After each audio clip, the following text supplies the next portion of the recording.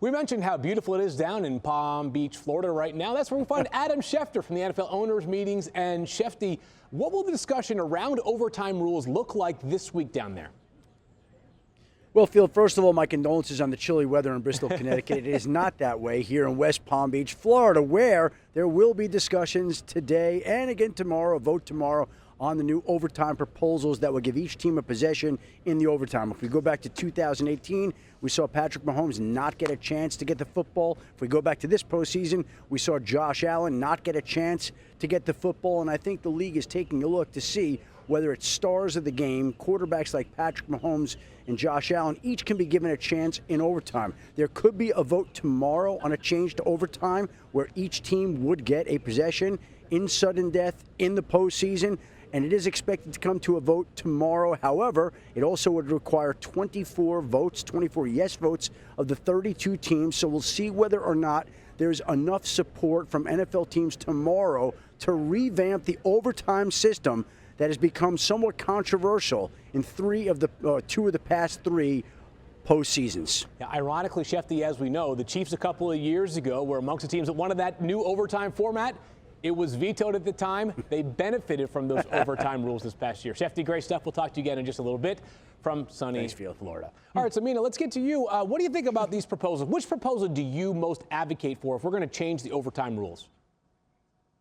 Yeah, well, the other one is from the Titans, who would keep the same structure, but you have to have a 2-point try to win, which, you know, coming from the team with arguably the best power running game in football, there might be a little bit of a motivation there. But the one that seems to have more momentum is the one where both teams get a possession. And Field, I think it's a good idea. You know, you hear an argument a lot, well, if you want to win, play defense, but that only requires one team to play defense. And I also think it's important to remember that in addition to being a game, in addition to factoring into competition, the NFL is also an entertainment product, and clearly fans are not completely satisfied by the current setup. I think that's reason alone to consider this change. I also think it's a change that really won't have a strong impact or change the game too much or demand too much of the players, so I'm all for it.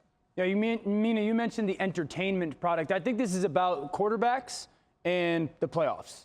That's because that's the conversation that we're hearing about it the most. And I think it's because there's so many great young quarterbacks in the NFL that I think it's justified to say that both teams, at least fan base wise, want to see the other team's quarterback get the ball, just because I didn't want that game to end with Buffalo and Kansas City. And then obviously the playoffs, because it's hard to sit there and watch Josh Allen play basically the best quarterback game, arguably, that any of us have ever seen, and not have a chance at the end of the game. And for everybody who says, because I've gone back and forth on this with, we'll just play defense, it's also important to point out that we are in the era that it's harder to play defense than ever before for guys. Yes. You can't hit quarterbacks that much anymore. You can't put hands on receivers that much anymore. And you can't hit people crossing the middle the way that they used to 20 years ago. And so I think that really kind of puts to test just the whole play the defense thing. So I don't know if the perfect answer is an 8-minute quarter and everybody has to start at 2nd and 10, so you minimize the opportunity for like really long drives.